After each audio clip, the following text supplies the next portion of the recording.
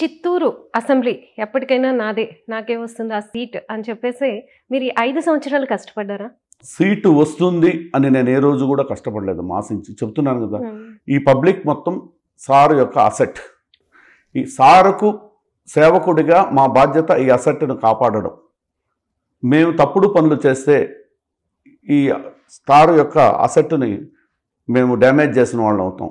కాబట్టి రేపు ఏదైనా డ్యామేజ్ అయినప్పుడు ఫలానా వ్యక్తులు, మనం నమ్ముకున్న వ్యక్తులు ఉన్నారు కదా, ఇక్కడ మన పేరు చెప్పి డ్యామేజ్ చేశారు అనే భావన సార్లో ఎప్పటికీ ఏర్పడకూడదు. కాబట్టి మనకు పదవి ఇచ్చినా పదవి ఇవ్వకపోయినా ఇది సార్ యొక్క ప్రాపర్టీ.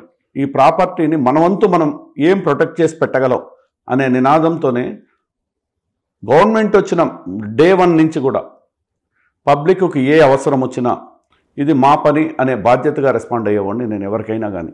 దాంట్లో నేను కులాలు చూసింది లేదు, వీళ్ళు ఏ పార్టీ అనేది చూసింది లేదు. సార్ అందరికీ సీఎం, ఈ కులానికి ఆ కులానికి సీఎం అనే విధంగా చేయలేదు. సార్ కూడా అర్హులు ఉన్న ప్రతి వాళ్లకు సంక్షేమ పథకాలు ఇచ్చారు. ఈ పార్టీ వాళ్ళకి ఇవ్వు, ఆ పార్టీ వాళ్ళకి ఇవ్వలేదు.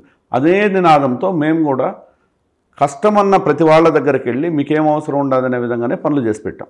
విజయానంద రెడ్డికి బాగా సంపాదించడము తెలుసు, అట్ ద సేమ్ టైం సొంత డబ్బులు ఖర్చు పెట్టి జనానికి చేయటము తెలుసు. మీరు సొంత డబ్బులతోనే చేస్తున్నారని విన్నాను.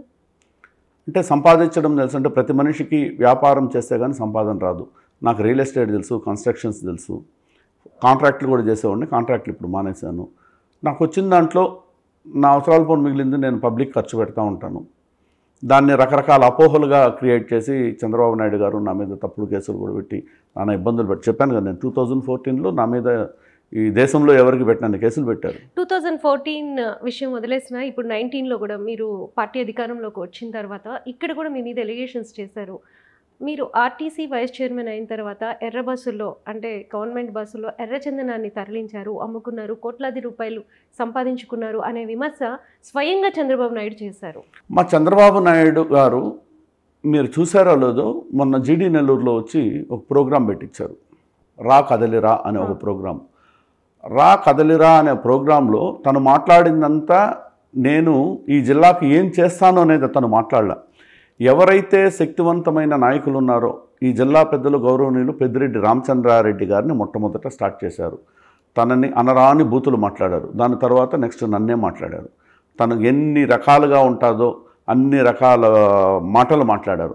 అంటే మీరు జనరల్గా చూసారంటే చంద్రబాబు నాయుడు గారికి ఒక నైజం, ఎవరైతే బలవంతులై ఉంటారో పదే పదే ఏదైనా అపోహ కలిగించి పబ్లిక్లో వాళ్ళ మీద కానీ నెపం నెట్టి మాట్లాడితే జనాలు నమ్ముతారని ఒక పక్క, లేదు మానసికంగా వాళ్ళని కుంగదీయచ్చు అనేది ఒక పక్క.